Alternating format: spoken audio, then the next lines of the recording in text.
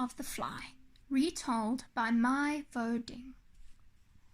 Once in Vietnam there was a farmer who worked very hard to grow his own crops and feed his family. But one year, during a drought, he had no rice and no savings left. He knew he had to do something or his family would starve.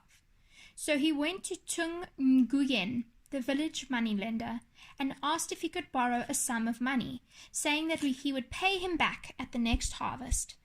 The moneylender told the farmer that if he didn't repay the loan by then, he would have to forfeit his farm and give everything to the moneylender. The farmer did not want to do this, but he knew that he had no choice. To survive the season, he had to agree.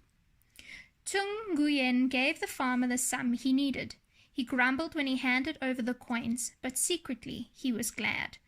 Tung Nguyen was sure that he would soon own another piece of property in the same way he had gained others before. By this time, the moneylender was so well off that he didn't have to work at all, but he was always looking for more property to own.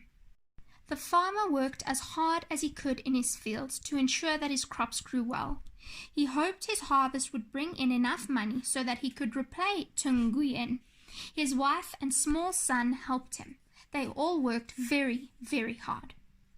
After the drought, the farmer's harvest improved, but he certainly did not have enough to pay back all that he owed to the moneylender. The date of the payment was fast approaching. One morning, the farmer and his wife set out to see what they could do to earn some money. They left their son, a little boy of 8 years old, to watch the farm while they were away. A little while later, Tung Nguyen, who was impatient to make his demands and take the farm from the farmer, walked through the front gate of the farm. The farmer and his wife were nowhere to be seen, but the small boy was there, playing with stones. "Ahem," said the moneylender, who had a deep, croaky voice. "Where are your parents? I've come to collect my debt." The small boy looked up. "Oh, my parents aren't here," he said. "Where are they then?" inquired Tung Nguyen. "They knew I would be coming to collect my debt. Are they running away from me?" "My father has gone to cut live trees and plant dead ones, and my mother has gone to sell the wind and buy the moon." Tung Nguyen stopped in his tracks. What do you mean by those words?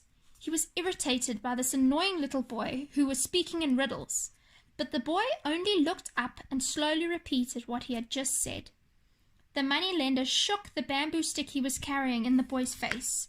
"You had better tell me what you mean, or there will be trouble for you." His eyes were wide open, and spittle was forming in the corners of his mouth. The boy only repeated the phrase. Finally, the moneylender said, "I must know what you mean by those words. Tell me now. Let heaven and earth be my witness, and I will cancel the debt your father owes me." The boy looked up. "All of it?" he asked. "All of it," said Tung Nguyen, who was desperate to understand what the boy was talking about. "But, sir, heaven and earth cannot speak. They cannot bear witness." "I will tell you only if you let a living thing bear witness." The boy was wise beyond his years. He knew that people often made promises that they did not keep.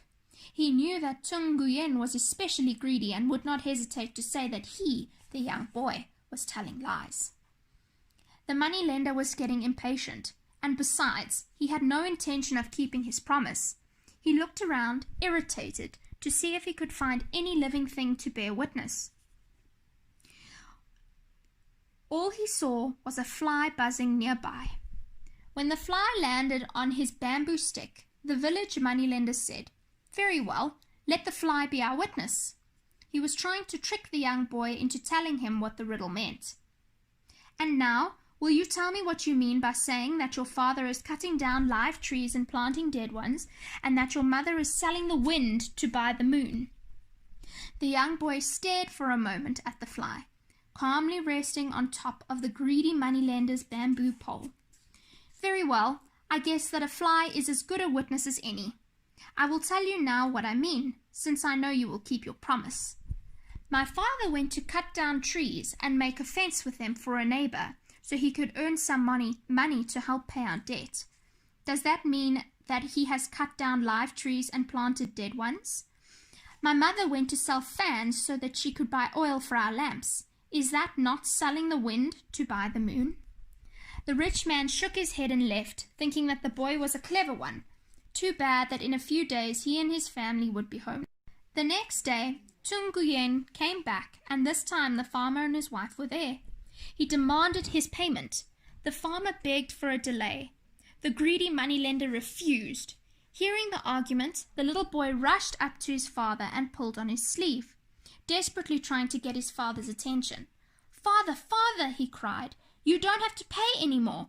Tung Nguyen was here yesterday and he promised he would cancel our debts." The boy told his father what had happened the day before when his parents were not there and the moneylender had visited. "He promised, father, he promised. And he made this promise in front of a fly. That was the only living thing we could find to bear witness to our deal." Of course, the moneylender denied ever having said such a thing, but the boy insisted. There was nothing to do but bring the matter before a Mandarin scholar, the town judge. Although the boy was young, and the moneylender continued to say he was telling stories, the boy was well known in the village. He was not known to be one who told stories. The farmer, his wife, their 8-year-old son, and the moneylender Tung Nguyen went to the Mandarin scholar. The moneylender spoke in a soft, very convincing voice, and the boy told his side of the story too. The judge listened to what each had to say. Then he turned to the young boy. "You say that the moneylender, Tung Nguyen, promised he would cancel the debt, but how do we know you didn't make the whole story up? You have no witness to prove it." "Your Honor," said the boy, "there was a witness. It was a fly." "A fly?" roared the judge disbelievingly. "What are you talking about? Even from a child, we won't tolerate nonsense in this court." The judge was right. There were no witnesses. What could the boy say about the fly to prove his story was true? The boy looked at his parents, then turned again to face the judge. "Yes, there was a fly," said the child. "He was there the whole time, sitting on the moneylender's nose." "Why, that's ridiculous," Tung Nguyen said as he jumped up. "That fly wasn't sitting on my nose, he was sitting on my bamboo pole." But he stopped himself before saying another word, for of course, now he had confessed everything. The Mandarin judge laughed. "Sometimes," he said, "even the smallest creature can bear witness, but it takes a child to prove it. The court rules that you must cancel the debt as you promised." And so the farmer and his wife returned home with their son. They lived there and prospered for many years. And when the boy grew up and had his own children, he told them the farm would be theirs too, all because of the testimony of a fly.